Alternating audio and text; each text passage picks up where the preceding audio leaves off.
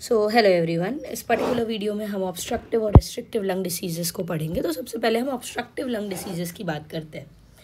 एक बेसिक सी अंडरस्टैंडिंग जो आपको डेवलप करनी है, ऑब्स्ट्रक्टिव यानी ऑब्स्ट्रक्शन है। किस चीज़ के लिए ऑब्स्ट्रक्शन? हवा को बाहर निकलने में लंग से कोई ना कोई ऑब्स्ट्रक्शन फेस करना पड़ रहा है। दैट मीन्स हवा अंदर ही अंदर एक्यूमुलेट होती जा रही है। Air is not able to move out. ये बेसिक पैथोलॉजी होती है ऑब्स्ट्रक्टिव लंग डिसीज में, ठीक है। तो air can not get out, right. For example ये होता है ब्रोंकियल एस्थमा में, ठीक है, क्रॉनिक इन्फ्लामेशन और ब्रोंकोकॉन्स्ट्रिक्शन के कारण। सीओपीडी में, जिसमें एम्फाइसीमा क्रॉनिक ब्रोंकाइटिस याद रखना है।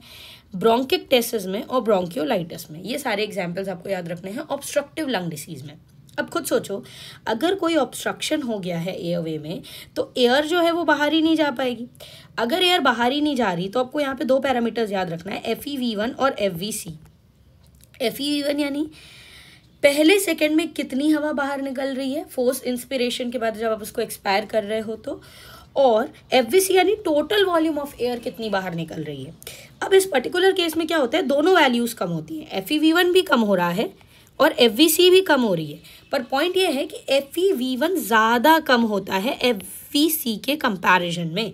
तो अगर न्यूमरेटर ज़्यादा कम हो गया तो ओवरऑल रेशियो कम हो जाएगा।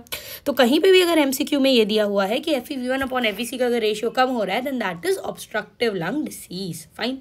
अभी आपको मैंने बताया कि हवा बाहर नहीं निकल पा रही, अंदर ही अंदर एक्यूमुलेट हो रही है, तो टोटल लंग कैपेसिटी बढ़ती है और रेजिडुअल वॉल्यूम भी बढ़ती है। सिंपल, ये आपको समझ में आ गया।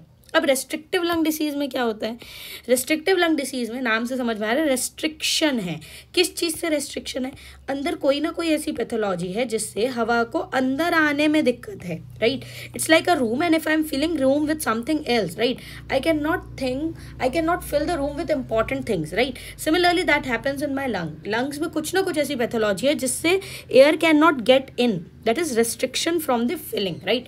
अब इसके रीजन क्या हो सकते हैं कि भाई बाहर कोई प्रॉब्लम हो, अंदर कोई प्रॉब्लम हो।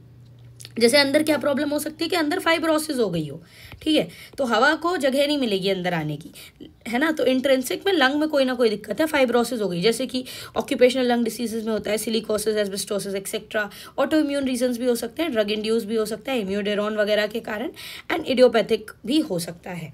नाउ एक्सट्रिंसिक फैक्टर में क्या होता है कि कोई ना कोई बाहर कोई दिक्कत है। जैसे ये अगर आपकी चेस्ट वॉल है तो बाहर फॉर एग्जाम्पल काइफोस्कोलियोसिस है, कोई न्यूरोलॉजिकल डिफेक्ट है, राइट, और रेस्पिरेटरी सेंटर का डिप्रेशन है। अब इसमें क्या होता है, इसमें भी ये दोनों वैल्यूज कम होती हैं।